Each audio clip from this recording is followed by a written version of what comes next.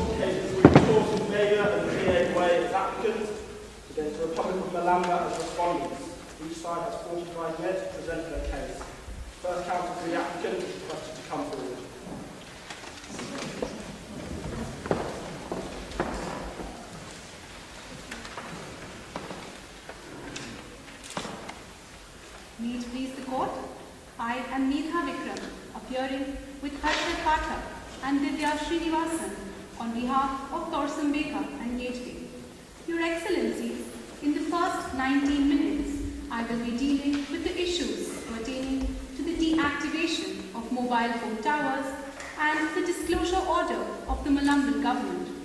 Following that, for 24 minutes, my co-counsel will address the issues pertaining to the prosecution for incitement to riot, knowing membership in a terrorist organization, and the civil suit for defamation instituted by Kogar delegate. We reserve 2 minutes for rebuttals. With your permission, I will proceed with the first submission. Much obliged, Your Excellencies. The first submission of the applicants is that deactivation of mobile phone towers constitutes a violation of the freedom of expression. At the outset, we would state that as per the decision of the European Court of Human Rights in Otronic AG versus Switzerland and the United States Supreme Court in Renault versus ACLU, the freedom of expression extends not only to the communication itself, but also to the choice of medium of communication. In this regard, I will be addressing first the deactivation that is going to take place under the new Malamban law provided in paragraph 17 of the fact sheet, and then proceed to the deactivation that took place on January 18th. Proceeding with the first part of my argument, Your Excellencies, we submit that deactivation of mobile phone towers constitutes a direct prior restraint, as it restricts all forms of communication via mobile phones prior to adequate determination about the nature of such communication.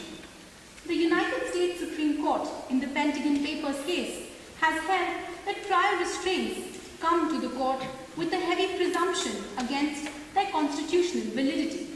Similarly, can I ask you a question about that? It strikes me that there is a large difference between a prior restraint, as in the Pentagon Papers, where the New York Times is prohibited from publishing in any medium, as opposed to what you're talking about here. Isn't it a fact that anybody whose cell service is taken away pursuant to this law still has complete freedom to speak through other medium?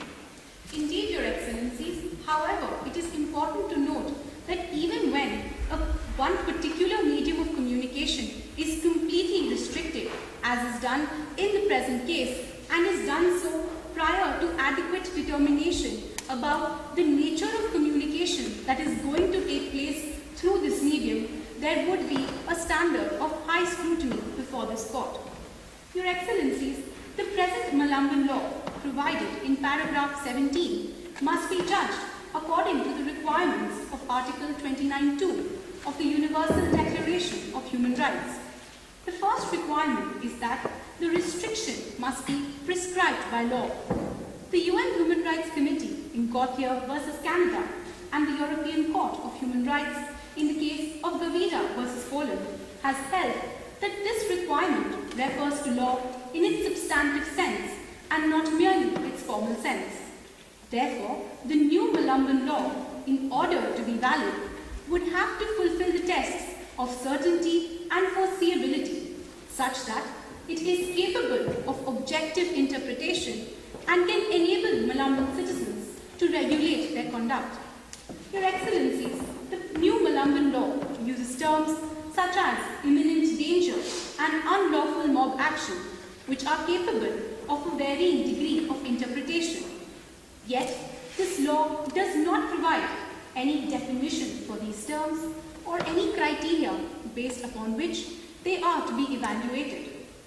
Further, Your Excellencies, the present law entails an absolute discretion that is afforded to the officers of the financial institution to ask for immediate deactivation. This deactivation, even though allowing for such absolute discretion, is not backed by adequate procedural safeguards.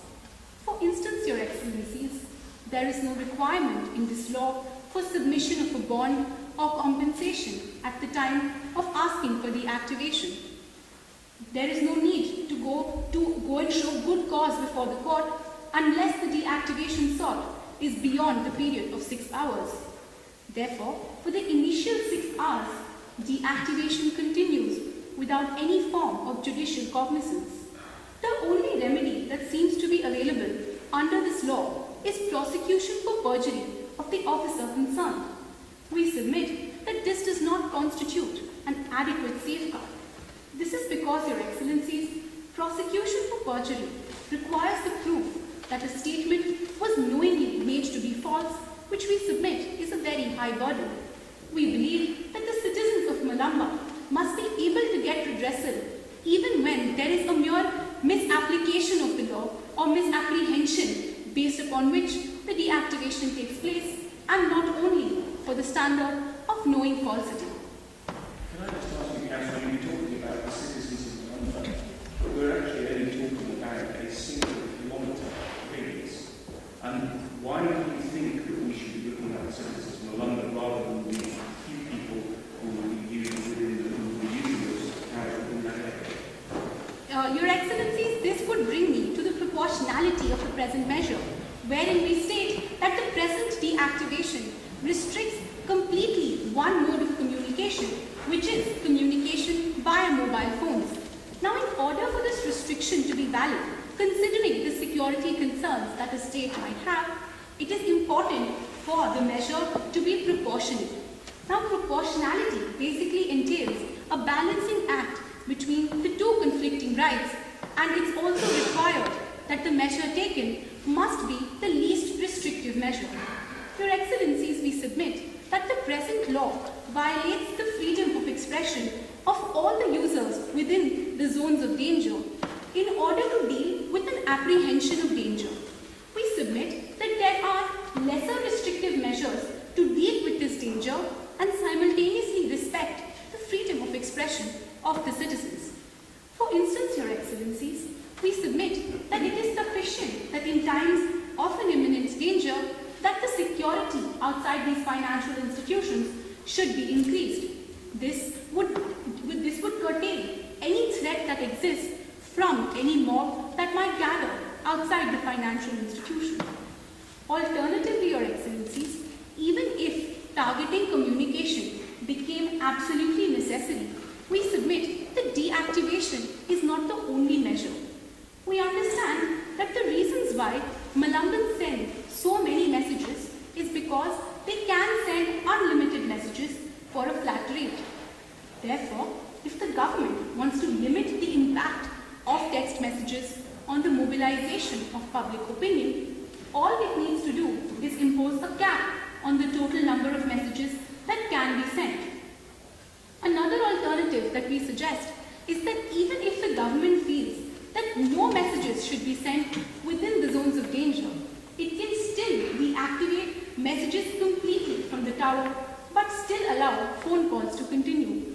Your Excellencies, this was done in 2010 to deal with the threat of violence that occurred in Jammu and Kashmir. Excuse me, would you say that a telephone code is equivalent to these messages?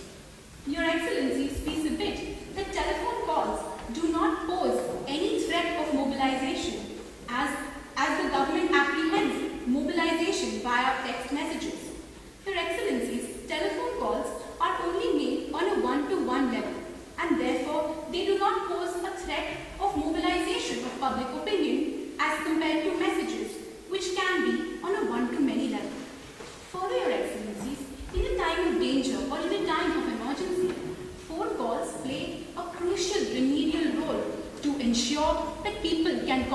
each other, prevent further violence, and also deal with medical emergencies that might occur.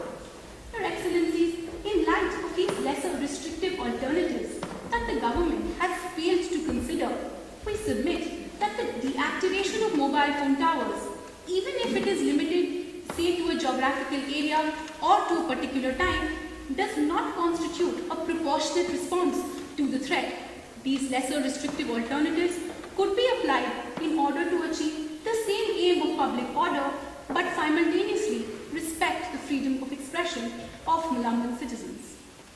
Your Excellencies, I will now proceed to what happened on January 18th. On that day, Your Excellencies, there existed no law in Malamba which allows for deactivation of mobile phone towers. Such deactivation was done under the emergency powers of the Prime Minister of Malamba and hence constitutes a derogation from the freedom of expression.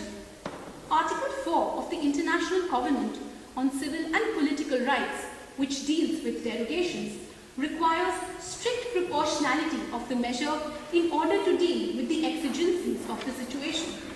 The European Court of Human Rights, in the Handyside judgment, compared the standard of strict proportionality with that of proportionality under Article 29(2) and concluded that strict proportionality is a much higher burden and can be equated with the indispensability of the measure. The rationale behind this higher burden is that during a derogation, a state actually comes out of the human rights regime, and hence a derogation is a much higher interference with the freedom of expression. Counsel, Yes. in your view, shouldn't derogation from freedom of expression be permitted on account of fighting words? Your Excellencies, we submit that any derogation from the freedom of expression would necessarily have to fulfill the requirement of strict proportionality. We submit that in the present situation, the deactivation on January 18 was not strictly proportionate. Here, I would like to emphasize again on my submissions pertaining to proportionality to show that even on January 18, there were lesser restrictive yet equally effective measures available for the government, and the failure of the government to look at these measures and to implement them renders the present restrictions not strictly proportionate and hence an invalid derogation from the freedom of expression. Do I sense a concern, Your Excellency? Much obliged. If there are no further questions pertaining to the deactivation, I will now proceed to the second submission. What about the rights of the bank? You've been talking about freedom of speech, freedom of speech. The bank had a right to property. What about their rights? Indeed, Your Excellencies, we do recognize that there was some damage caused on January 18, and at no point do we condone this damage. What we are suggesting is that in order to protect the interests of the bank, the government could have focused on increasing security. And this is why we suggest that this is why we are not challenging the aim of the government. We do believe that there is an aim of the government to protect the financial institutions as well as to maintain public order. However, in order for a restriction to be valid, the right of the bank with that of the freedom of expression has to be balanced. And if there are lesser restrictive measures, then both these rights can exist simultaneously. But also is it part of the balancing exercise to look at the consequences of applying those measures? The consequences of applying those measures, would there not have been an apprehension that increased security would simply have increased the violence and the potential injury to people? Your Excellencies, now if we are talking about the new Malamban law, now if No, I was talking about the incident on the 18th, where I understood you to be saying that all they needed to do was increase security to stop the riot rather than switch off the phone tax. Your Excellencies, we understand that we submit that increasing of security is essential to actually curb any kind of violence that might occur because of mobs that have gathered. We also understand that it may be necessary in certain circumstances to restrict the freedom of expression. What we are suggesting is that rather than going for deactivation immediately, the government could have considered these measures which have been used and which can prove to be equally effective to deal with the threat that the government is identifying. Your Excellencies, we submit that there exists While we agree that unlimited messages may lead to mobilization of public opinion, such a threat does not arise from phone calls, and therefore we submit that there was no need to ban phone calls even on January 18th. Is it your point, counsel, that these intermediate measures should be tried first, but at some point the activation could have been justified? Indeed not, Your Excellencies. We are submitting that the first response of the government should have been only to increase security. If, however, it is proved to be insufficient and there was a need to target technology, then the lesser restrictive alternative of SMS caps or only banning SMSs should have been used. We submit that at no point was there a need for complete deactivation of mobile phone towers. But doesn't the London government have a margin of appreciation? And isn't the decision that they came to within that margin of appreciation having regard to the threat to public order? Your Excellencies, I will respond to your question in two parts. Firstly, the European Court in the case of Schwab versus Austria has stated that the margin of appreciation of states is reduced when dealing with the freedom of expression. Secondly, in the case of Lawless versus Ireland itself, where the court did regard a wide margin of appreciation to the state, it simultaneously held that this margin of appreciation can be made subject to international regulation while dealing with the proportionality of the measure.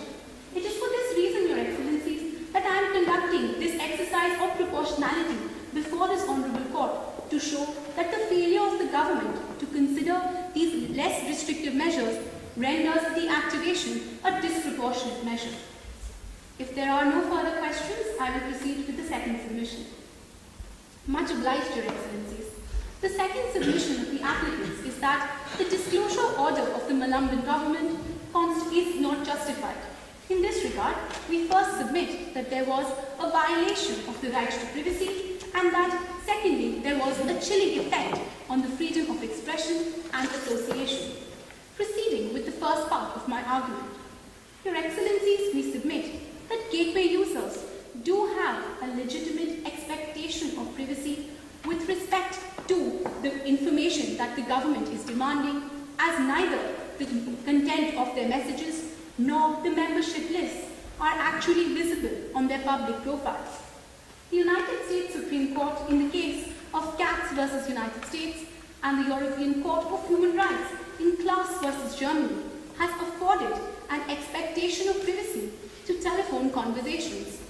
Drawing from this, the United States Court of Appeal in the case of State versus Clampett recognized that as text messages are ever increasingly substituting telephone calls, the same degree of protection must also be afforded to text messages.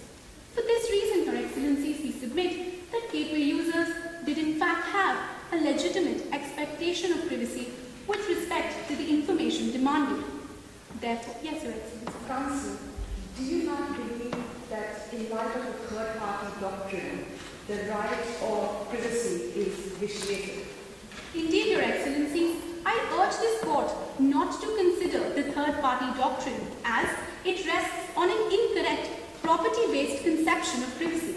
This doctrine has only been recognized in the United States, and we can see how even the United States is losing faith in this doctrine.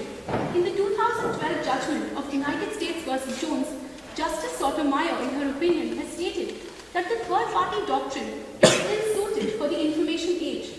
She stated that users do give information to service providers, but they do so as a trade-off for the convenience that is provided, and an expectation of privacy still exists as opposed to government intervention. Your Excellencies, we urge this court to hold that secrecy is not a prerequisite for privacy and thereby recognize the legitimate expectation of privacy of gateway users. Your Excellency. But isn't it simpler than that if you put material into the public domain, you lose any right to privacy? It's not simply the US third-party doctrine, it's common sense. Indeed, Your Excellencies, however, in the present circumstance, it is important to note that neither the content of the messages nor the membership lists of the various gates are actually visible on the public profiles of the gateway users. Since they are not visible without prior authorization, we submit that an expectation of privacy does extend to this information. Your Excellencies, in light of there being an expectation of privacy, any infringement on this expectation must be done only in accordance with Article 29(2) of the UDHR. Firstly, we submit that the requirement of prescribed by law has not been met. Your Excellencies, the Malambit criminal, Your Excellencies, I see I'm run out of time. If I may be given 2 minutes. Your Excellencies, in this regard, we submit that the failure of the government to consider lesser restrictive measures with respect to the invasion on the right to privacy itself also constitutes a violation of the right to privacy, and the fact that the government is in possession of this information constitutes a chilling effect on the freedom of expression and association. Your Excellencies, I will now make way for my co-counsel. Much obliged.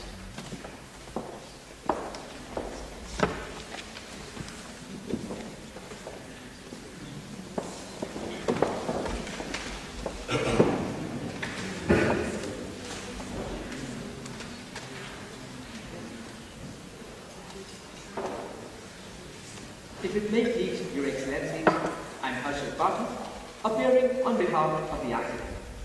As mentioned by my co-counsel, I shall be addressing 3 issues of defamation, incitement to riot, and knowing membership in a terrorist organization in that particular order. That being said, I now seek Your Excellencies' kind permission in proceeding with my argument on the first issue. Much obliged, Your Excellency. In the instant case, my learned opponent counsel, on behalf of Mr. Delicate, seeks to hold both Mr. Baker and Gateway liable for defamation. Mr. Baker on account of the allegedly defamatory content of the Begallic Times article, and Gateway, the service provider, on account of the messages sent by its individual users, as well as those circulated as floodgates. I shall address both these questions individually. Addressing the question of Mr. Baker's liability, it is my submission that statements concerning public figures and issues of public interest are afforded a higher standard of protection from defamation lawsuits, including the present one. This is also the opinion of the United States Supreme Court in the case of Associated Press v. Walker, as well as the European Court of Human Rights in Lincoln v. Austria. The argument, Your Excellencies, is based upon the simple premise that Mr. Delicate is a public figure. The assertion in turn supported by 2 undisputed facts. 1, that he is the president of the Bank of London, a premier Malambit financial institute. And 2, he is also the sole owner of numerous high-end business enterprises, including the largest property company in London. In this regard, the European Court of Human Rights, while addressing a similar situation in Tonsberg Blood v. Norway, categorically held that public figures are those entities whose activities fall within the domain of public interest, wherein public interest includes both the conduct and management of business companies, as well as the suspected disobedience of mandatory laws by prominent personalities. In that case itself, Your Excellencies, one Mr. Rick, a leading industrialist of Norway, was held to be a public figure. Applying the same standard to the present facts, it is my submission that as far as the Begallic Times article is concerned, authored by Mr. Baker should be afforded to a higher standard of protection, since the article was principally directed to the conduct and activities of Mr. Delicate, a public figure. But doesn't that not put your finger on the point that one should have regard not simply to the status of the subject of the article, but also to the content? What is said about this, the subject of the article? Indeed, Your Excellencies, which brings me to the second leg of my submission, Your Excellencies, where I point out that his higher standard of protection is not absolute in nature. All it means is that my learned opponent counsel, being counsel for the complainant, has a higher burden to show that Mr. Baker, the author, acted with actual malice. Actual malice, Your Excellencies, entails the presence of either ill will or spite or a reckless disregard for the veracity of the statement, which itself is determined on the basis of the factual basis possessed by the author or the publisher. Which brings me Yeah, I interrupt there. Two questions. One is, are you suggesting that actual malice is deemed a national standard? And second, doesn't actual malice fail to require that the journalist like Mr. Vega act responsibly and take steps to actually ascertain the truthfulness of his story? Firstly, Your Excellency, with respect to the international acceptance of the actual malice standard, it is my submission that paragraph 47 of General Comment number 34 on international governance and civil and political rights, which is binding upon the state of Malabar, provides that with respect to statements concerning public interest and public figures, there is the requirement to show actual malice, since the ICCPR itself is binding upon the state of Malabar, who is a signatory. Therefore, the actual malice standard is relevant to the present times. Secondly, Your Excellencies, I very well agree with you that one way of showing actual malice is whether the journalist or the author acted with reckless disregard as to the veracity of the statement. I shall show, however, that there was no such reckless disregard in the instant case. Excellencies, this is to be determined on the basis of the reasonable or factual basis possessed by a journalist. In the extreme case, if I cite a particular concern,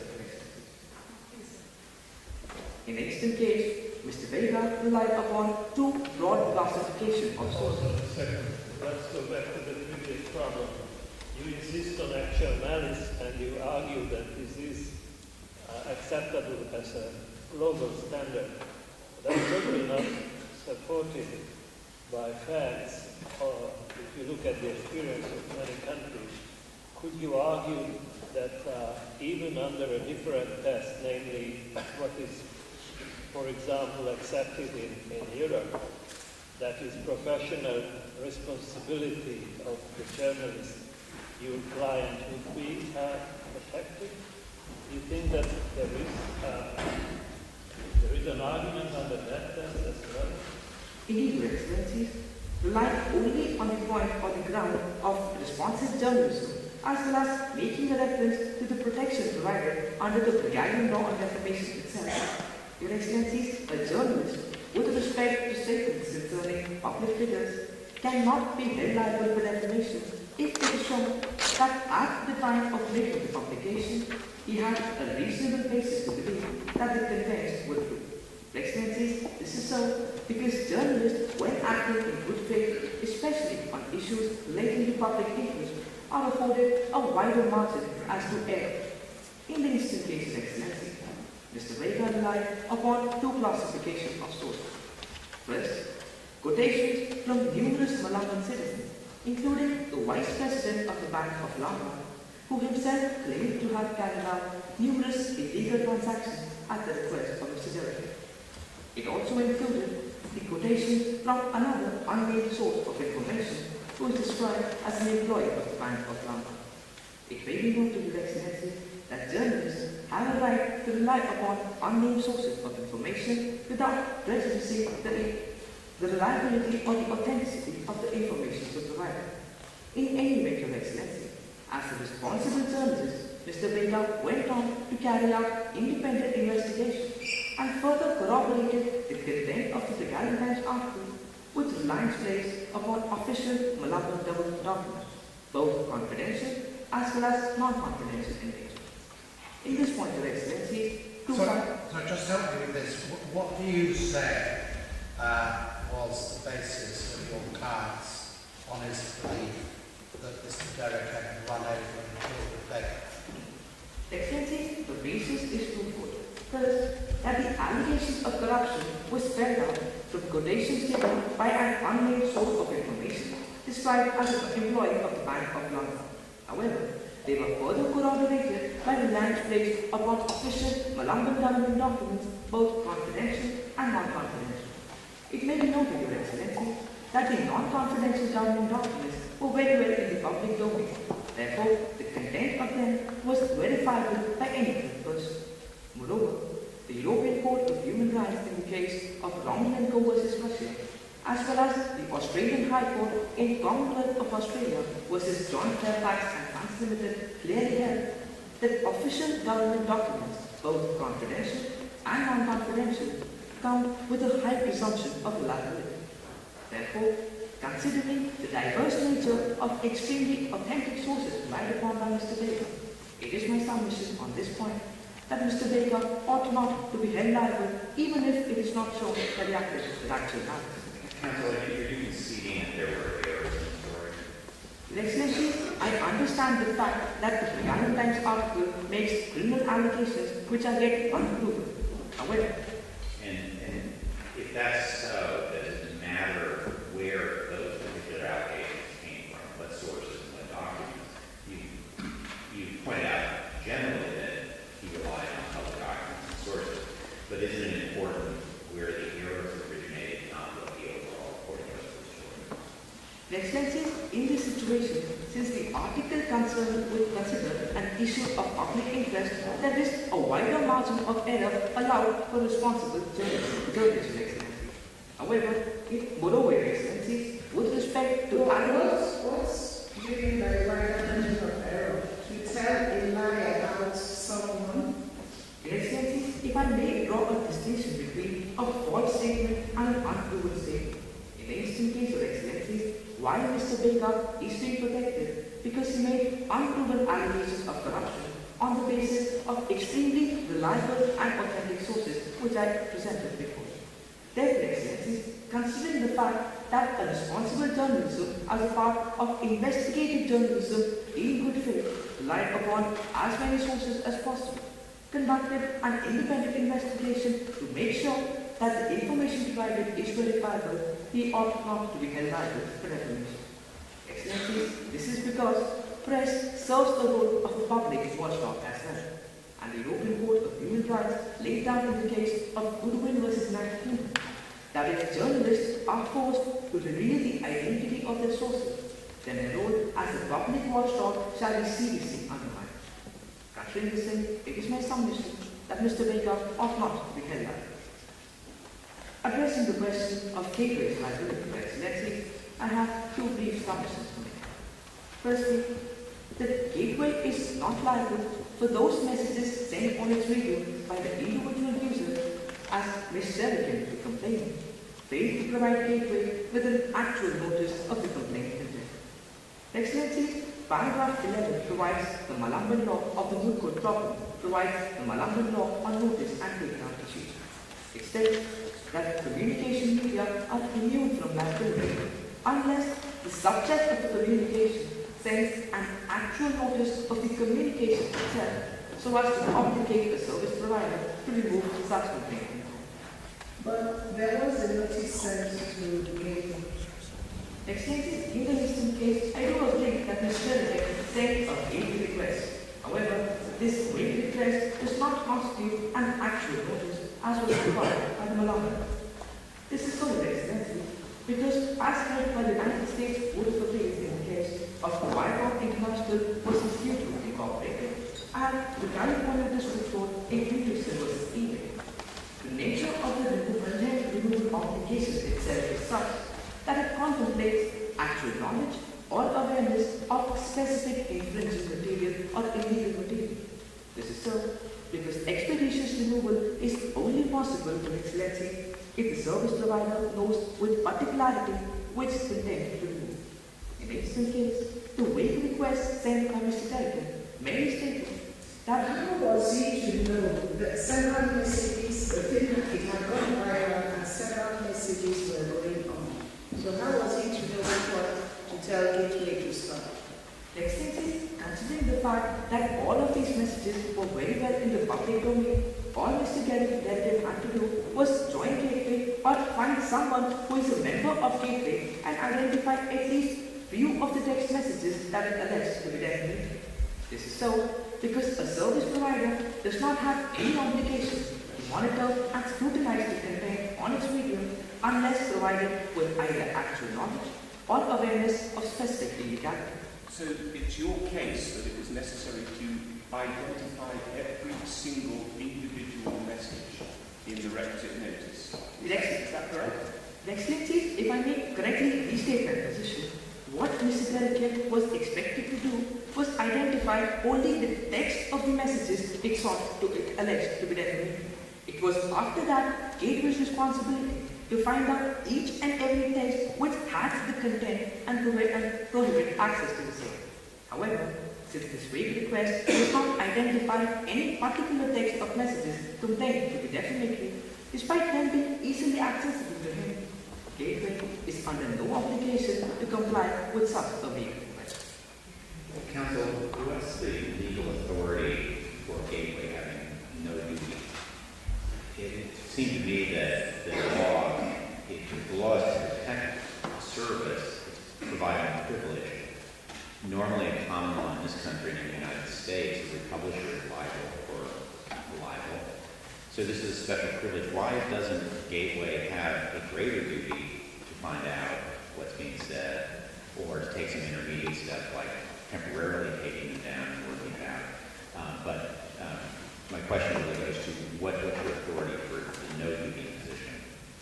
Excellency, the authority for which the instant case first is Article 15 of the EU Directive on Electronic Commerce, which itself provides that there shall be no general obligation upon any service provider to monitor and scrutinize the content on its media. Pursuant to it, even the Malamban law provides that communication media will only be held liable if they receive an actual notice of the communication itself. The same standard is applicable in the United States itself, pursuant to Section 230 of the Communication Decency Act. In that regard, the United States Court of Appeals in the case of Viacom International versus YouTube clearly held that any vague request not specifying the particular illegalities would not be considered as an actual or adequate notice for content removal. Relying upon these authorities, it is my submission that Gateway ought not to be held liable for defamation. Is your case that there was non-compliance with the Malamban law by reason of failure to give actual notice of the communication, or that part of the Malamban law is unconstitutional for the reason you gave earlier by reference to the US case? Your Excellency, my submission is not with respect to constitutionality. In fact, I agree that the Malamban provision is constitutional because its similar provision also exists in other jurisdictions, including the United States of America. The rationale is such, Your Excellency, that because a service provider only provides a medium of communication and it cannot be expected to monitor and scrutinize every content occurring on its medium, it is ordinarily regarded as a distributor of such content. Such liability will only be increased to the standards of a publisher only if it is provided either actual knowledge or awareness as to specific illegalities upon its medium by way of an actual or adequate notice. The reason I ask is that the law requires the giving of actual notice of the communication, not itemisation of each specific defamatory allegation. Excellency, actual notice of the complaint communication itself would mean that Mr. Delkin is expected to identify what is the particular text that is being alleged to be defamatory. The reason is such, Your Excellency, because with respect to complaint defamatory content, a service provider, upon receiving such knowledge, is then expected to conduct a subjective analysis of whether the complaint content is actually defamatory or not. This is only possible if it has been provided in the first place certain specific texts alleged to be defamatory. But what would have been wrong with stopping the entire communication?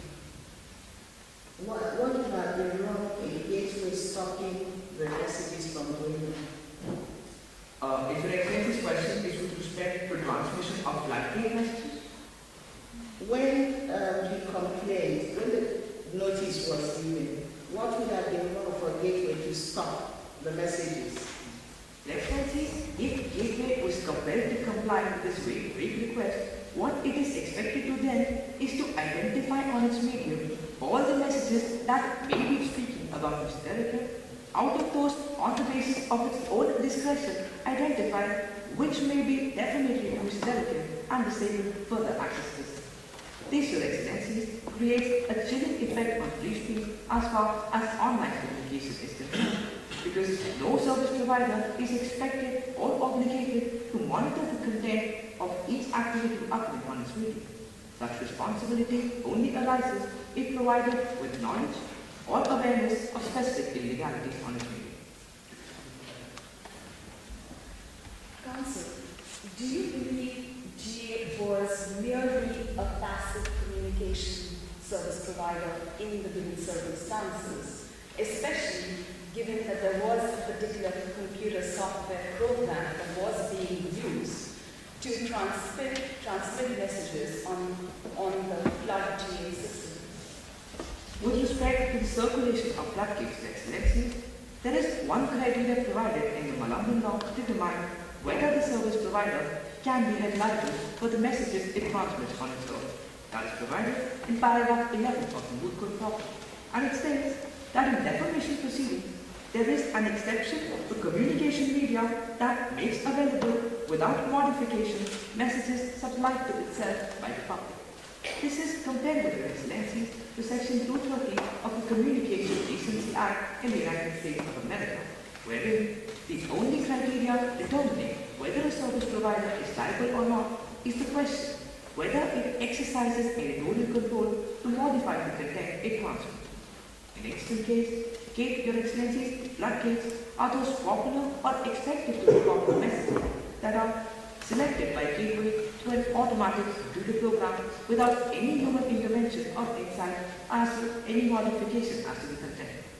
In this regard, the Grand Chamber of the Court of Justice of the European Union, in the case of Google France versus Louis Vuitton, clearly laid down that no liability may be imposed upon a service provider on the basis of content selected or developed by an automatic, neutral, or technical computer program.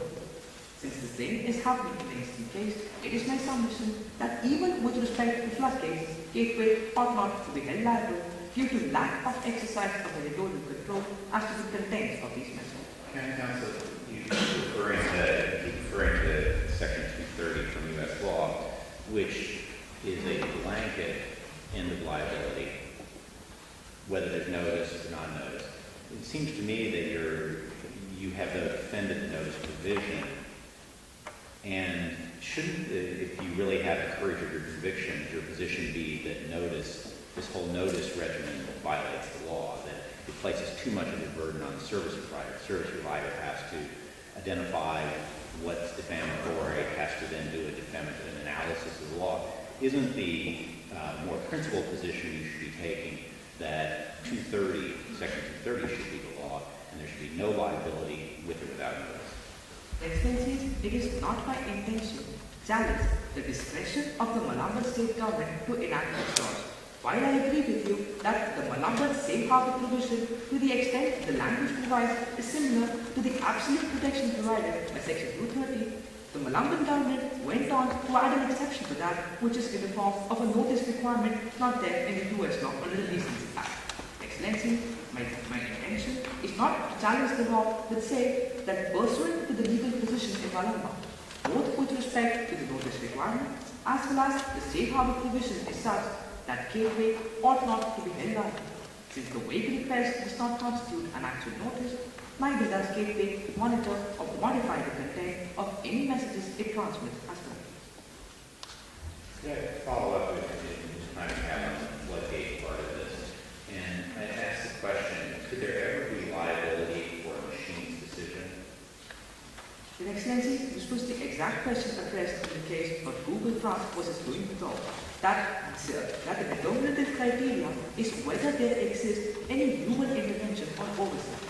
However, Excellencies, where the content is developed solely on the basis of an automatic and neutral computer program, Excellencies, the service provider cannot be held liable for merely possessing the right or the technical expertise to exercise editorial control.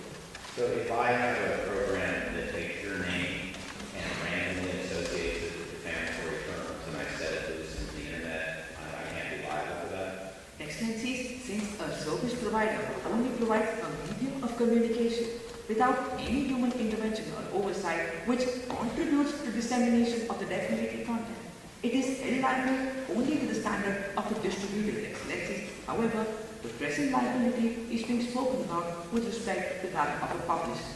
In this situation, Excellencies, Gateway cannot be considered as a publisher of these defamatory statements since it did not act as one and the content was selected through a computer program. Excellencies, considering the paucity of time, I briefly summarize my argument on the issue of incitement to riot.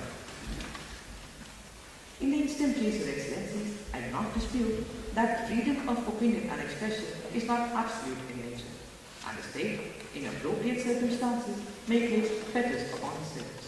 However, Excellencies, interpreting the text of the present messages, join me at the bank now and smash the bank.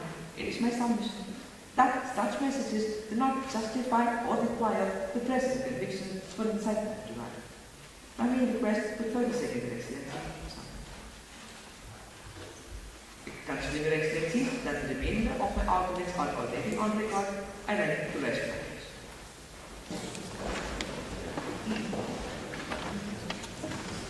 Good afternoon, Your Excellencies. My name is Ms. Bailey and I represent the respondent, Yolanda.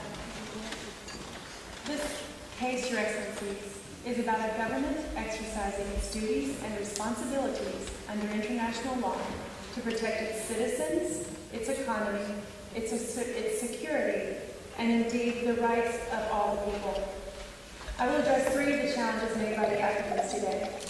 The first one regards the deactivation order of January 18th. Second, the order of Gateway to disclose information connected to the criminal investigation flowing from the activity on January 18th.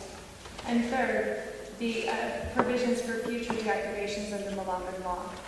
My co-agent, Mr. Hoffman, will address the defamation charges as well as those to incite to riot and knowing membership in a terrorist organization.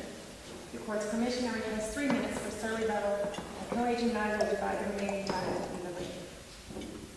Your Excellency, Malamba is a signatory to the ICCPR, and as such, has a duty to uphold the freedom of expression, association, and privacy of its citizens. However, the ICCPR, which the applicants have agreed Malamba should be subject to, also explains that these rights are not absolute, and under certain circumstances, they may be limited. The deactivation of mobile phone towers on January 18th is justified because of the emergency situation that was taking place on the ground. And texting, Your Excellencies, was at the center of this emergency. We are asking this court to not view the riot on January 18th in isolation, but to also consider the entire context of what was happening on that day and what had happened in the recent past. There is a predictable cause-effect relationship between the riots that had occurred in Malamba's recent past and the destruction that occurred because of those riots. The riot on January 18th and the measures that Malamba took in order to respond to that emergency. In 1998, there was a series of riots that lasted for several weeks, damaging severely the UNESCO World Heritage Site of Malamba's Central District. And the Bank of Langar is also in this Central District. Now, 1998 on its face may seem to be a while back. However, these riots caused an 80% decrease in the tourism industry, which is one of three of Malamba's industries upon which its economy relies. And this decrease did not allow tourism to rise to normal levels for 8 years. So this loss, it was fresh in the minds of government officials on that day in January 18th when they could see events unfolding again. Therefore, this was an emergency situation as Malamba sought to protect the economy and the people who were in the city on that day. I think that the recollection that you describe amounts to emergency. Isn't emergency something more objective than having a recollection of past events? What's the definition of emergency, please? Your Excellency, according to Rapporteur Dupuis' statement of June 1997, a UN rapporteur, states of tension or domestic disturbances caused by political, economic, social, or cultural factors when accompanied by clashes, acts of violence, vandalism, etc., and provided they represent an actual or at any rate an imminent danger to the community, constitute a public danger or public emergency in the meaning conferred to on those terms by international instruments. Further, Your Excellencies, we're asking this court to consider what the European Court of Human Rights considered in cases like Ireland v. UK, that the people on the ground watching the emergency unfold are in the best position to determine the extent and the nature of that emergency and to decide whether there is an actual emergency occurring. For derogation to be proper, there are three prongs that must be met. There must be that state of emergency. Second, that state of emergency must be declared. And third, the measures that the state takes in order to protect itself must be only those that are strictly required by the exigencies of the circumstances. Here, Your Excellencies, Malamba stepped up its local police force to attend to the riot that was going on at one bank. But at the same time that that riot, or just after it had finished, it came to the attention of the Prime Minister and to the Chief of Police that there were up to 250 people gathering at several other branches in the Bank of Langar, and they were using texting to further coordinate attacks. Now, the local law enforcement made a valiant effort and dealt with the events in their one bank, but they were also going to have to be dispatched to several other locations to deal with what was going to occur. So the deactivation measure, Your Excellency, concurrent with the local law enforcement enhancement, was effective, and it was the least intrusive measure for a few reasons. First, it did cause 35,000 people to not have their mobile phone service. However, Your Excellencies, 60% of the people in the city of Langar do have access to landlines. There are 200 payphones in the city of Langar. 80% of the businesses in the central district have landlines in them. The people were not repressed in the terms that they were not free to express themselves. They simply, for a brief 24-hour period, were not able to use their mobile phone towers only as a medium for texting or calling. They could still... What if one had no landline? Your Excellency, again, there would be access, however, throughout the city to several million landlines. So it was not a small number. It was 2.7 million landlines would be available in the city of 4 million people. And that's just in the residential areas. In addition, there are 80% of the businesses there also have landlines, and there are payphones. So if I have a mobile, I don't have a landline, and I need to use my mobile, I'll now look for someone who will give me a landline to use if I have an emergency. Yes, Your Excellency, it is possible that that occurred on that day. However, what also occurred on that day was that Malamba took a very narrow measure to protect the safety of all the people that were in the streets as this riot was unfolding and as other groups were starting to gather at the banks. So it was the least restrictive measure, was strictly required by those exigencies. But even if Your Excellencies do not believe that what happened on January 18th rose to the level of an emergency, Malamba's deactivation order was still permissible under the three-part permissible limitations test set out under the ICCPR. Counsel, I have a question. As you might already know, freedom of speech and expression also includes the right to choose the medium of communication.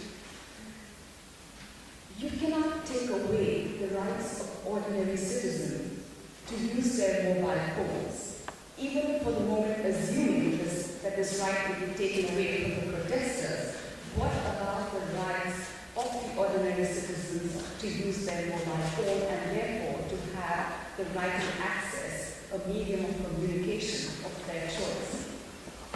Your Excellencies, again, while this was a brief infringement on the right of the 35,000 people to use their mobile phones, the issue is whether the freedom of expression, whether the state had a right to, or derogate, or actually here a duty to derogate in order to protect the other almost 4 million people in the city who could have been affected long-term economically by this riot if it had had the same effect as what happened in the past, or their physical protection on the ground that day.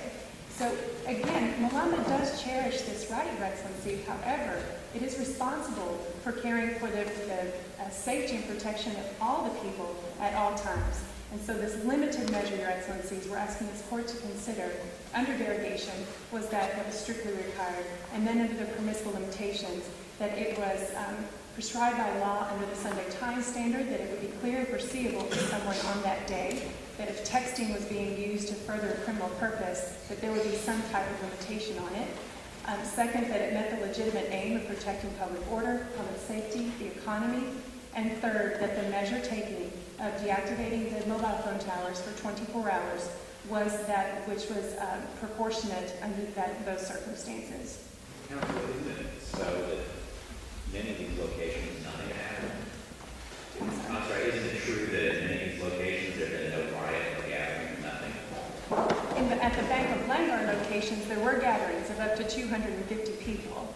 However, there were no further incidents on that day, and Malanga would like this court to consider because of the enhanced local law enforcement along with the deactivation measure. And as soon as all signs pointed to resuming normal activity, this deactivation measure was lifted. But wasn't the vandalism limited to a single location? Fortunately, yes, Your Excellency. Right. And so my point is that at these other neighborhoods where there was no reason to think the citizens were in jeopardy, how does that comport with being least restrictive? Your Excellency, because on that day the target was specifically the Bank of Langar, the deactivations were focused within 1 kilometer radius of the other Bank of Langar locations, because that's where the people were gathering. So it was a prospective measure to prevent further violence from escalating in those areas. Your Excellency, my second point regards the disclosure of the membership list and the content of the text messages sent on January 18th. The applicants have asserted that the applicants have asserted that the gateway users on that day had a reasonable expectation of privacy. I would like to point out that while they use U.S. v. Jones as a discussion for why there is some kind of third-party or expectation of privacy when you reveal non-substantive information to a third party, that case did not overturn Couch v. U.S. And in Couch v. U.S., the court held that when someone voluntarily gives information to a third party, which is non-substantive, like name, address, that kind of thing, and that information becomes part of that third party's business records, and at times is open to government scrutiny when there's a criminal investigation. So there is no reasonable expectation of privacy to the user ID number that Malanga sought on that day. Secondly, regarding the content of the individual text messages sent on January 18th, Gateway users sign a terms of use agreement with Gateway stating that if Gateway is used for a purpose that is contrary to the law, Gateway will comply with any applicable law.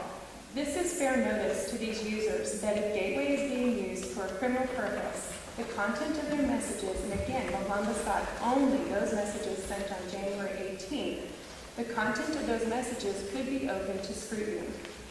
Gateway had... I sent a message on January 18th that simply was talking about my favorite restaurant. Wasn't that part of what was turned over? That is correct, Your So Excellency. how do you come to use any kind of notice that if I make a restaurant recommendation to my friends that the government's going to get that share? Because, Your Excellency, it is clear that Gateway has made this agreement with the government that it will comply with any applicable law. And the applicable law here was the Criminal Prosecutions Act, which allows a government official upon probable cause to request information that he or she believes will further a criminal investigation. So the content of those messages specifically on that day, Malanga had not sought and will not seek information from the day before or the day after, was at issue. Malanga had absolutely no way of knowing who was sending Smash the Bank, Join Me at the Bank Now, and coordinating these attacks, and if they would continue in the future. Your Excellency, So why did they ask for those specific messages for those profiles rather than for everyone? I think 105,000 users. Why ask for everyone? Your Excellencies, that is not exactly what the record says. It's the content of the messages of up to 150,000 users was looked at on that day or afterwards, and only the user information of those who had sent specific messages was requested so that they could tie the phone number with the name of that person. Your Excellencies, even if this court believes there is a reasonable expectation of privacy in these messages, again, the right to privacy, while highly cherished, is not absolute.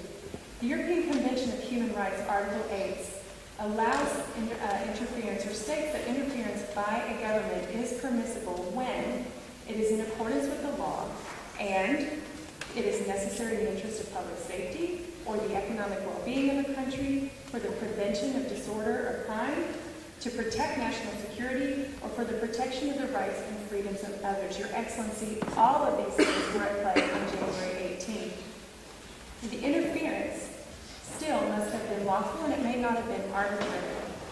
There's a balancing test employed by the European Court of Human Rights in KUV, Finland, and the UNHRC in Den Haag, Netherlands.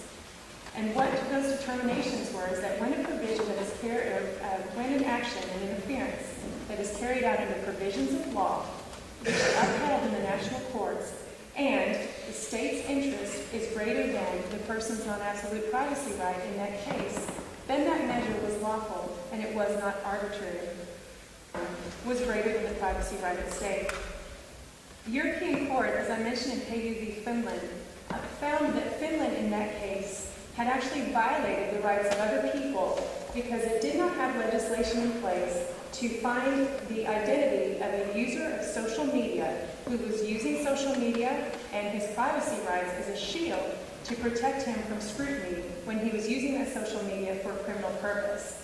In that case, the European Court found that Finland had failed in its obligation to innocent people from Finland by not seeking the identity of that user of social media. Malama, in this case, did have legislation and did seek to find only the identities of those people who sent Smash the Bank, Join Me at the Bank Now, and were members of the most influential gates. This disclosure order, Your Excellencies, as it was prescribed by law, and it did meet the legitimate aim of preventing crime, and protecting public safety, and preventing further disorder, and it was one that was proportionate, was past the permissible limitations test. Does your case fall apart if we think those words of opinion? I'm sorry? Does your case fall apart for probable cause if we think that those words are protected opinion, Smash the Bank, the Bank Now? If those words are considered to be only opinion, that definitely weakens the case. However, in this situation, as my co-counsel will explain, because of the proximity of the time of Join Me at the Bank Now and Smash the Bank, the plan and the location and of course, the violence that occurred at that specific location, the bank was smashed, Malama does not view that as political opinion in this case. Right. So but we are required to look at whether there is a legitimate suspicion, belief that there is criminal activity. The state's not free to simply say, oh, I think that's a crime, so I'm going to take all offense. No, Your Excellency, the crime in conjunction with the actual physical acts that occurred are what's important here. But Join Me at the Bank on its own wouldn't be objection. No, Your Excellency. In fact, there was a Take Back the Bank Now was also another message, and there were no prosecutions for that message. Finally, Your Excellencies, I turn to the future deactivation measures that are provided by under Malamba law. The future deactivation measure allows for a very brief and very centered deactivation when an officer of a bank sees that there is imminent unlawful mob action that is circulating or ratcheting up at that person's financial institution. You consider 6 hours to be brief? Do I consider 6 hours to be brief? By an officer who has no obligation to deliver, other than to swear to an Yes, because he or she will face a perjury charge if they knowingly make a false statement. Your Excellency, in terms of, it is shorter than the 24 hours, certainly, and it is brief enough to allow law enforcement to arrive there in force and to deal with any of the activity that might be going on there before it ratchets up due to further texting and further coordination.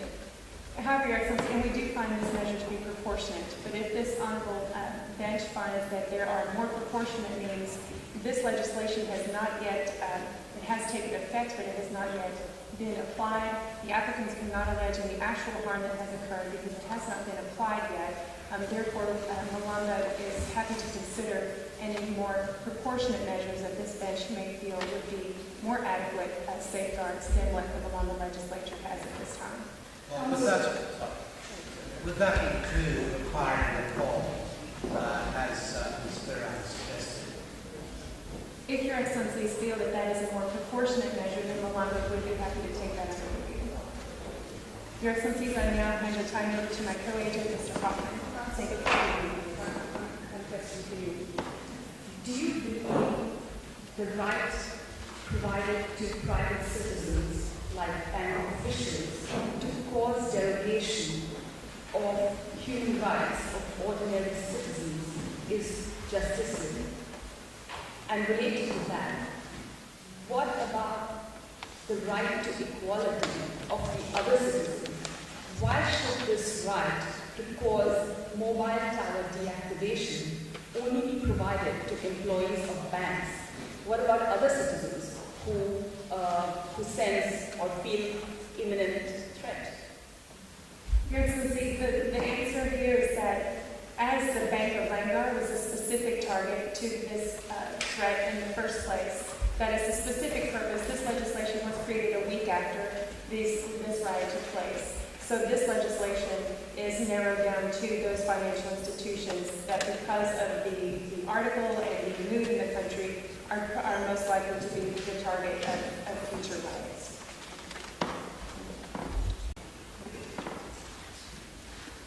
Mr. President, Your Excellencies, may it please the Honorable Court. My name is Kevin Hoffman. I also represent the respondent, Nation Malanda. Initially, Your Excellencies, I apologize for my voice. I'm under the weather. It's been a long week. However, I'll do my best to represent the country despite this limitation.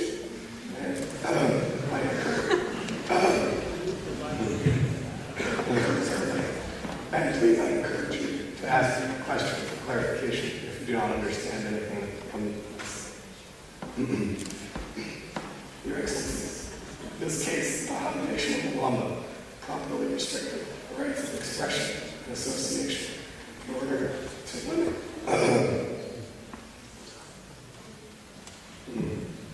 properly restricted the rights of expression and association in order to protect freedoms of expression and association, privacy, the economic well-being, and in fact, all of the rights of the rest of its citizens. In order to do this, I will address three claims brought by the applicants.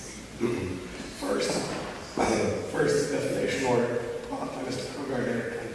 Second, charges of incitement to riot brought against 36 individual Malawian citizens.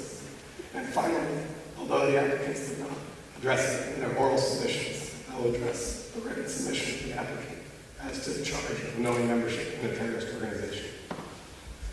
Your Excellencies, this case is governed by the three-part civil limitations test regarding international law that Malanda's actions are justified if they meet the prescribed by law standard in pursuit of a legitimate government aim and they are necessary in a democratic society. The charges of defamation, Your Excellency, meet this claim. They are explicitly prescribed by Malawian law and they are in pursuit of the legitimate government aim of protecting Mr. Derrick's reputation. Council, I have a preliminary question. Sure, Does Malanda even have jurisdiction in this matter, given that Mr. Vega is not a Malandan citizen? I have two ways of answering my question, Your Excellency. First, the applicants have waived any jurisdictional or standing issues in this case, and so that issue has been waived by the applicants. Second, the nation of Malanda does have jurisdiction over this claim because of the fact that Mr. Vega worked and lived in the nation of Malanda. He was in Langley when he wrote the article in question, and he is there on a permanent visa of a work for the Vietnam Times. Does it matter that the publication was outside? Because he didn't publish it in Malanda. He sent it to the newspaper of his own country, and that's where it was published. He wasn't the one who brought it back into Malanda. It does not matter, Your Excellency, because of the fact that the target of the speech was also a prominent Malandan citizen, Mr. Derrick. In addition, again, the applicants have waived this issue, and so that is not an issue before this court today. The issue of defamation, Your Excellency, is one that should be determined based on proportionality, an international approach that weighs the rights of the person defamation notice being spoken against against the rights to freedom of expression of the individual who made the expression. The applicants have put forward the United States jurisprudence of actual malice, and we see that this is not the appropriate standard in this case. However, regardless of which standard this court chooses to adopt, the respondent's position is that they can still prevail on these issues. Moving to the charge of defamation brought against Mr. Dorsey Vega, a newspaper reporter. Your Excellencies, the applicant's case has rested firmly upon an idea that the information in the article are classified as unproven facts. However, that is simply not true, Your Excellencies. The National Courts of Malamba convened a trial on this issue of defamation, and they found Mr. Vega liable for defamation under Malamban law. That liability requires a finding that the information in the article was false. And so because of that, this court can understand that the information printed in the article, the allegations of corruption, and also the floodgate message referred to by His Excellency is as Mr. Vega ran over the beggar with his car, were all false messages. In addition, Your Excellency, even according to the New York Times standard that the applicants have put forward, the New York Times versus Sullivan standard of actual malice or reckless disregard, the respondents admit that there is a reasonable basis for charging Mr. Vega with defamation under that claim. Mr. Vega did not make any efforts to investigate Mr. Derrickham's side of the story in this instance. He relied solely on confidential and several other informants, and he did not in any way address Mr. Derrickham's concerns. Counsel, is back to the question I asked of your adversaries. It seems to me that actual malice doesn't require any responsibility by the reporter. It only requires that he or she believe that it's true or doesn't entertain reasonable doubt. It seems to me that under the facts of this situation, that the defendant should prevail on that standard. No. Your Excellency, I would say not for 2 points. First, there is evidence that Mr. Vega is a part of what the Malamban government has assumed is a Bergelian attempt to undermine national unity in Malamba. Given the fact that Mr. Vega publishes from a Bergelian article and is a Bergelian himself, a Bergelian citizen, the Malamban government understood that this was a possibility and the potential for actual malice. However, that is not Maybe you should find actual malice. actual malice in the New York Times case is knowing that the information was false and publishing it anyway, or a reckless disregard for them. And how would the nationality have to meet that? If he was attempting, as part of a Bergelian attempt to undermine national unity, that he might have published this story about Mr. Derrickham, who was a prominent federal alliance party member, in order to undermine national unity. However, this is not the only or, in fact, the most important basis for this claim. The more important one goes to the reckless disregard standard that in fact more mirrors the proportionality analysis under international law that simply requires the reporter to do his due diligence in investigation. Mr. Vega did not do that.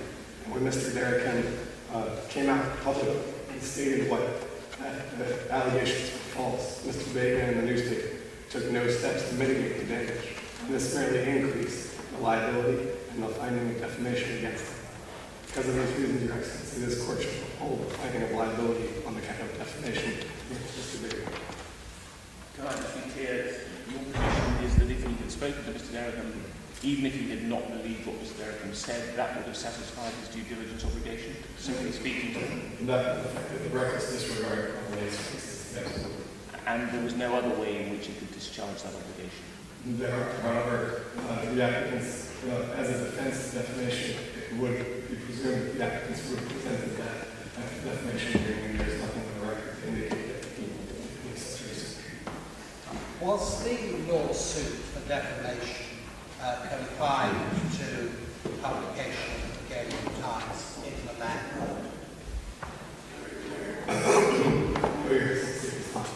It was also a publication. Sorry, are you referring to the fact that it was also published online?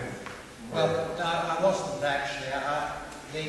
The article was in the Bergelian Times, which is presumably circulated in Bulgaria as well as Milan. Now, my question, as you recall, was the action for defamation confined to the publication of the Brigadian Times in the land? Because wouldn't that affect the question of the applicable domestic law? In this case, we do not believe that the choice of law in this case affects the outcome of this case.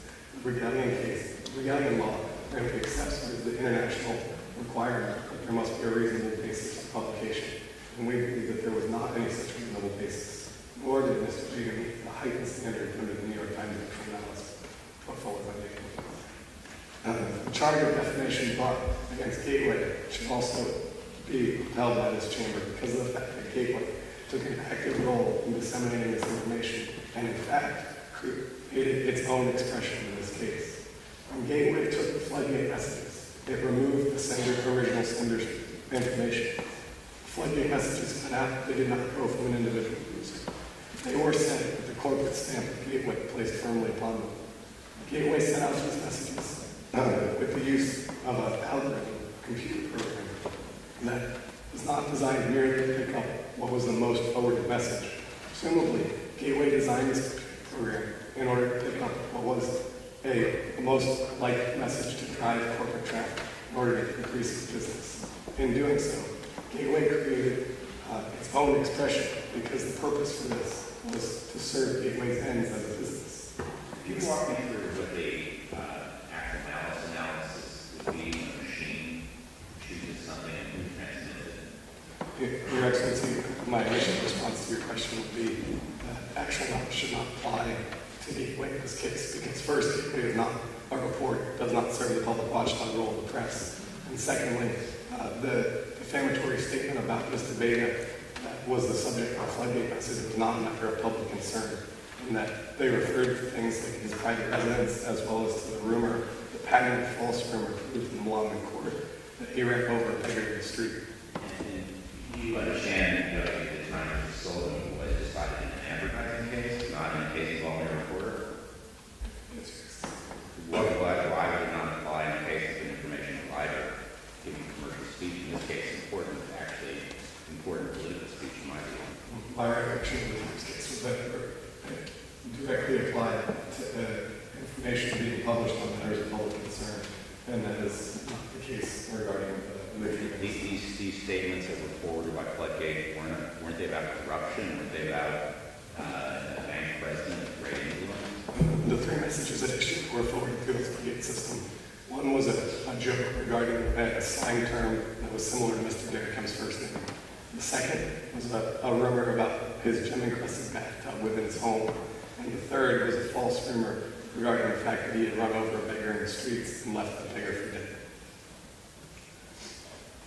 Can I just ask another question in relation to the algorithm that you mentioned? Your Axel's case is that there was no human intervention that is the test.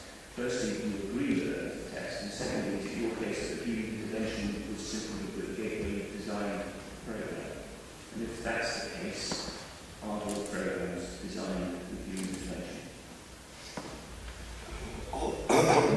All programs are designed with intervention, Your Excellency. However, this program in particular was designed with the purpose of creating traffic and creating business to this company. It was not designed to operate in an automatic fashion. And that it would only pick based on one criteria. Gateway holds the actual way the program works is closely guided by corporate secret. It's stated in the record. And the reason for it is that it is important to the way that Gateway operates its business and succeeds as a corporate entity. In addition to your first question, the standard here, whether or not there was any human intervention, the fact that there was human intervention in this case, the record does state that Gateway does not oversee individual messages. However, it does routinely review the messages sent out on the floodgate system, contrary to what the applicant stated. That is crucial to the fact that Gateway is liable here. If it was purely without human intervention, then it would be much closer to just a passive case. Your Excellencies, because of these reasons, this court should hold the finding of defamation against Gateway as well. Turning to the second point, Your Excellencies, the finding of criminal liability against 36 Mohammed citizens for instance riot. The first part of the permissible limitation is met because this charge was explicitly prescribed by law, in Mohammed law. The second charge is met because of the legitimate government name of the prevention of crime and the protection of public order. And the third problem, necessity, is also met. In this case, for instance, necessity came because of the direct link that there was between these messages, snatch the bank and join me at the bank now, to the violence that occurred. In their briefs, applicants cited the United States court case of Brandenburg versus Ohio as the standard for what should be a proper incitement to riot charge. In that case, the court stated that the proper standard is whether or not there was a likelihood that the speech would incite violence. However, the facts of the case are very helpful to the respondent. In the Brandenburg case, the speech being made took place in the middle of the woods. And so, although the speech itself was horrible, it was the moral necessity against Black Americans. The truth is that the court held that there was no likelihood that the violence would take place because of the fact that there were no Black Americans within lives. Does intent matter here? I don't Does the speaker's intent matter? If his statements were rendered with a perhaps naive but actual belief that it was simply that the gathering protest and non-violent, shouldn't that count for something? Well, perhaps it should be. Perhaps it should be explicitly. However, in this case, the intent is clear on the face of the messages. In the late warning on paragraph 14 of the record, it states that the message smashed the bank to the center.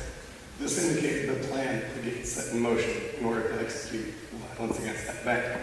Then, in the mid-afternoon, just 15 minutes before the actual violence occurred, as people started to gather, they realized that there were not enough people at the bank.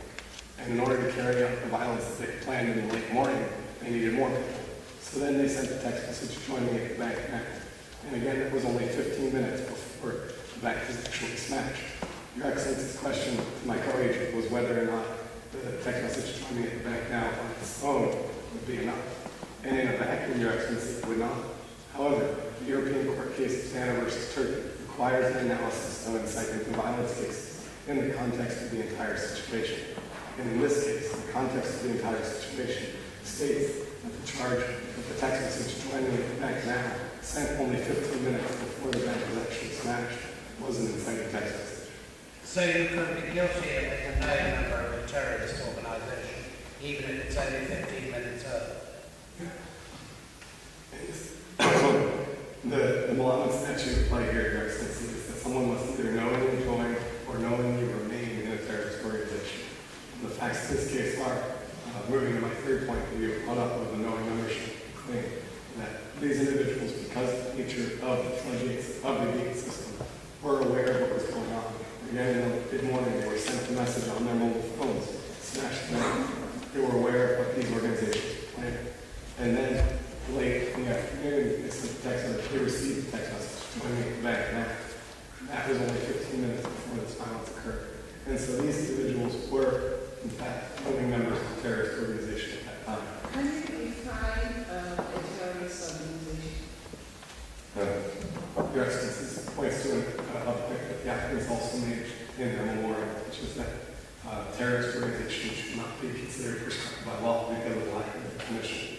However, the international community has provided 26 different international definitions of the phrase terrorism.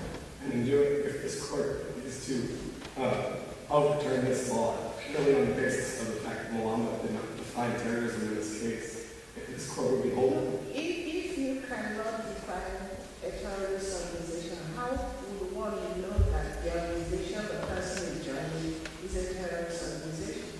You join a social network for social purposes, and then your government says you're a terrorist.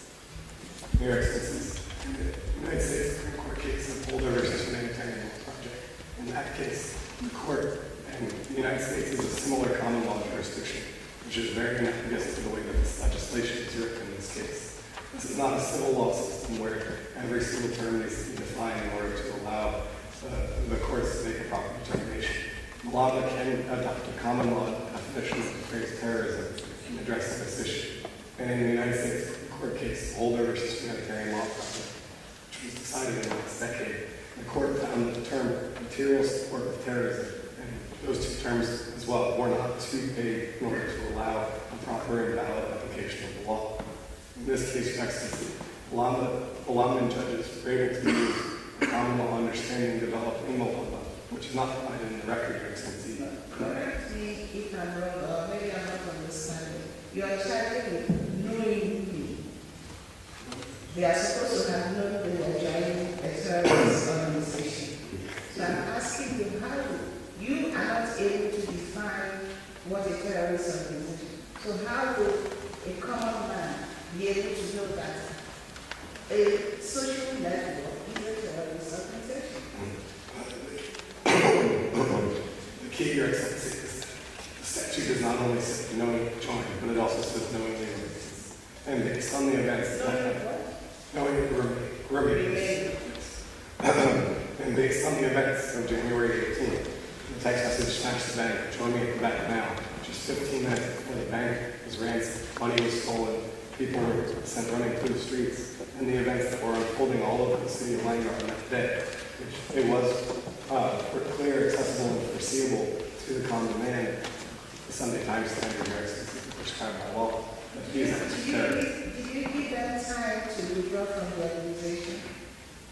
Your Excellency, if there was up to 2 weeks before prosecutions occurred, according to the record.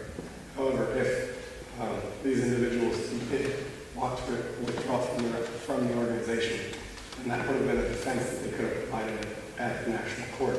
And in doing so, that would have been placed on the record for them to use today. However, there is no indication on the record that such a defense was made. Shansi, is there any evidence on record to demonstrate that all the users of GA had a common ideology of terrorism? The only evidence, Your Excellency, is the fact that the nation of Malamba attempted to proportionally limit its response by only charging 87 individuals who were involved in the 15 most active dates on that day. And so their common purpose was shown in the text messages that they sent, forwarded, received, and the actions that they encouraged and incited on that day. That's all we have on the record. Your Excellency, the charges of inciting to riot and knowing membership are key to the preservation of the liberties and the rights of all Malamban citizens by limiting these destructive expressions of some people. Thank you. I have two brief rebuttals to make. Firstly, Your Excellency, my co-counsel has provided lesser restrictive measures that the Malamban government should have considered. The very fact that my learned opponent counsel admitted that in the case there are existing certain lesser restrictive measures that the state of Malamba failed to take into consideration, it itself goes on to evidence that the present measures as complete deactivation of all communication from mobile phones is disproportionate and does not meet the standard of Article 20. Second rebuttal, Your Excellency, is with respect to the prosecution for knowing membership of terrorist organizations. It is my submission that the Malamban law on terrorism itself, Your Excellency, does not take into consideration the delicate distinction made between active and passive membership of an unlawful organization. Your Excellency, only active membership in an unlawful organization mandating an inquiry into whether a particular accused person did any activity to further the unlawful objective is punishable by law. Since the Malamban law on terrorism does not make any subsequent inquiry, Your Excellency, it is not in accordance with the declaration. Lastly, Your Excellency, even though in this case only 36 accused persons of the 87 prosecuted sent or forwarded text messages with the allegedly propagated content. The remaining 51 members merely received text messages by the reason of the membership to the 15 specific case. Therefore, the basis of their conviction for knowing membership in a terrorist organization is because they did not have time on that particular day to leave particular day. This, Your Excellency, does not provide any reasonable basis as required by declaration. Having made my submission and my time is almost up, I seek your permission to leave to rest my case. Your Excellencies, the applicants have stated that they put forward lesser restrictive means that we did not respond to. And the reason for this is that the respondents do not agree that the least restrictive means and proportionality are the same test in this case. The Inter-American Court of Human Rights and the United States Supreme Court have undertaken least restrictive means as the primary test. However, the European Court of Human Rights, the United Nations Human Rights Committee, and the African Commission on Human Rights have stated explicitly that the primary text is proportionate. And in doing so, the nation of Malanda has come before this chamber in an attempt to justify its actions under the principle of proportionality, stated in paragraph 50 of the Handyside versus United Kingdom opinion, as well as numerous others. Your Excellencies, in addition, the respondents would like to make clear that we do not lose even under the standard of least restrictive means because of the fact that with violence ongoing in other branches of the Bank of Langar, the only way to ensure that no violence did not occur, allow me to rephrase, the gatherings undergoing at other branches of the Bank of Langar, the only way to ensure that no violence occurred at those branches was the deactivation of the means of communication and the means of incitement of violence. Rise. Judges will now retire to deliberate on the case.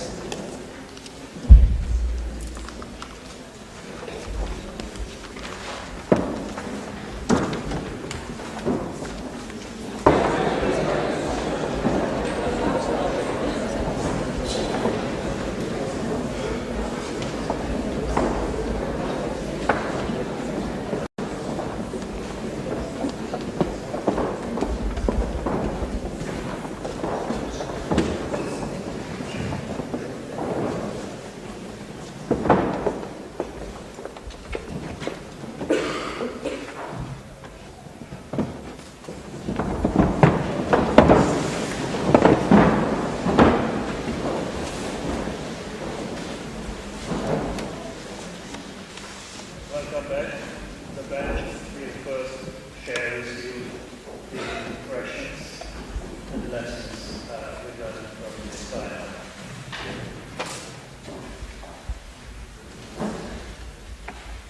Let me start then. Firstly, we found it incredibly tough between the two teams, both incredibly good presentations. I think in terms of delivery, the applicant's delivery was very fluent, but sometimes I think an element of modulation of voice or cadence would have improved and helped us to listen. Of course, as far as the other side is concerned, modulation of voice is difficult for physical reasons. But I thought you both struggled, Ms. Hoffman struggled very well through that. Again, I thought there that there were some good responses to the questions, but at times not with the level of detail or pragmatism that I might have expected. First, it was a very, very impressive performance by both. Mr. Hoffman may know who Kirk Gibson, the American baseball player, is. Nobody else did, but Kirk Gibson showed up and played, and he couldn't walk. And so appreciate the fact that they showed up and delivered. I agree with what was said. I thought that the thing that was striking and good on both sides was the willingness to talk in specifics. Sometimes in the earlier round, people would retreat over and over again into abstraction. I thought those guys were attempting to be creative and talk about the facts, and I appreciate that. I obviously get my buttons pushed when I think American law is being misrepresented, but everybody managed to answer my questions in good stead. So again, we thought it was an incredibly close round. First of all, congratulations to both the teams. You both did fantastically well, and the level of competition was extremely, extremely impressive.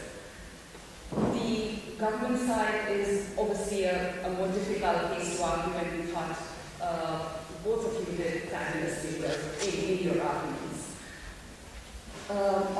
For the applicants, we've had some of your answers were extremely innovative, especially in the way you dealt with the facts and provided alternate solutions which could have been adopted by the government. One other comment I'd like to make is both the teams picked their battles well. To the extent you ought to have conceded, you did, and to the extent you ought to have taken an argument to its logical conclusion, you did. So congratulations to both the teams.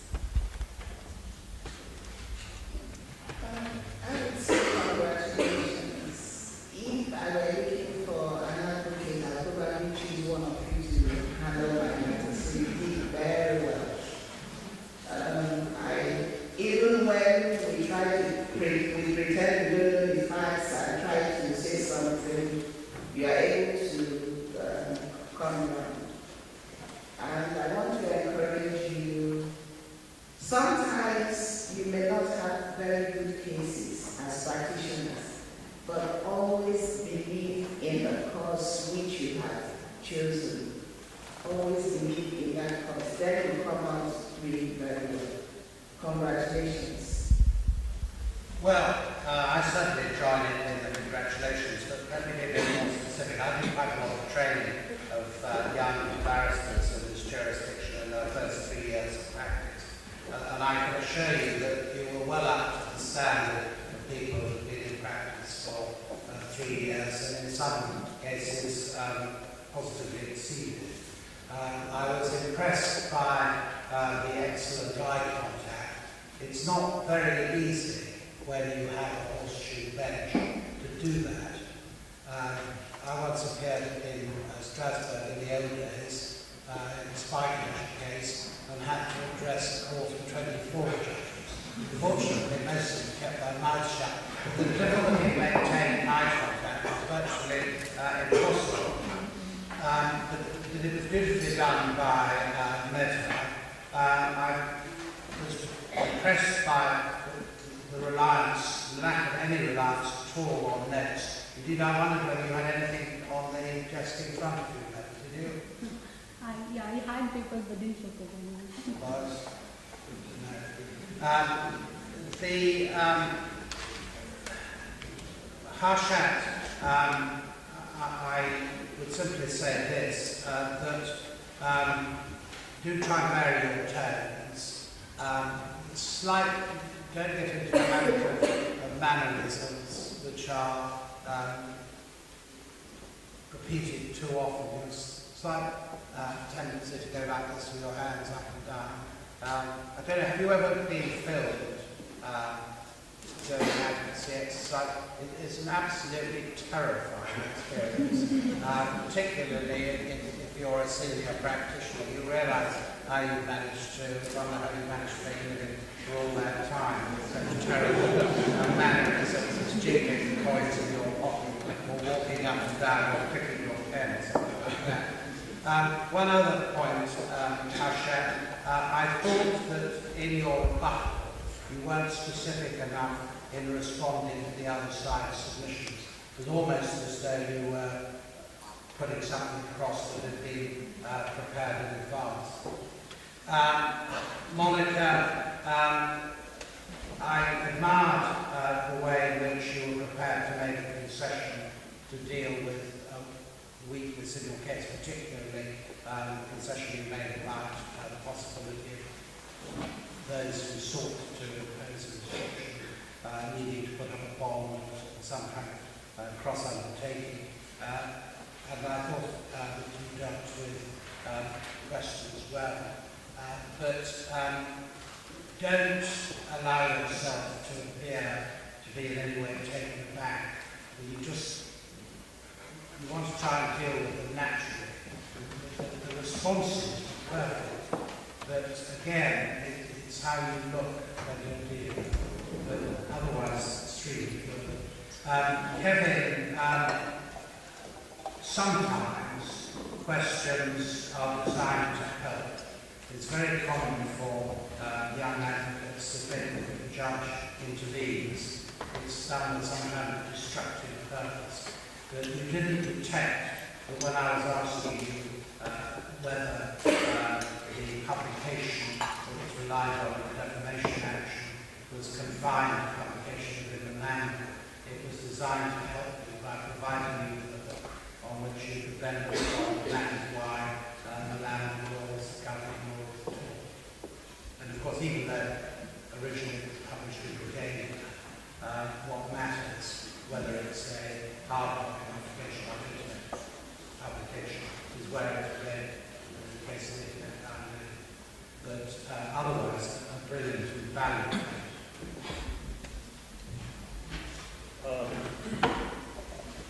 All I have to say is that you are not yet at the level of the council who was successful in the spy catcher case, but I can assure you that you are above the average level of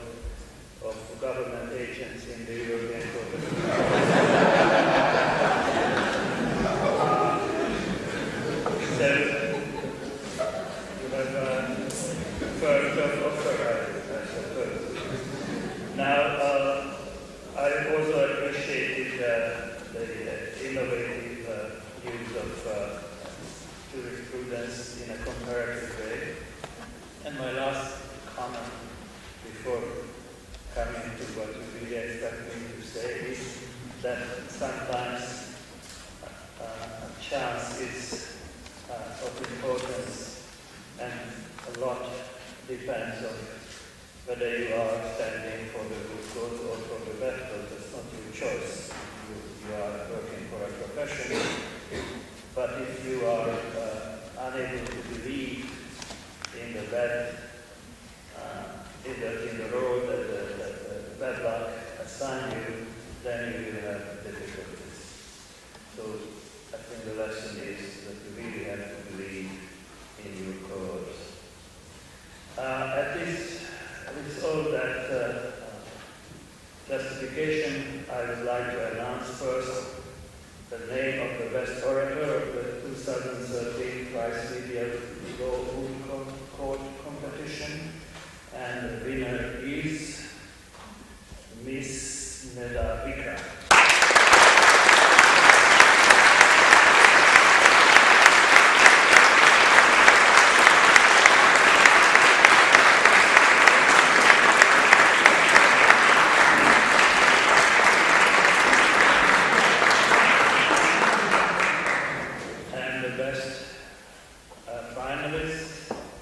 This year is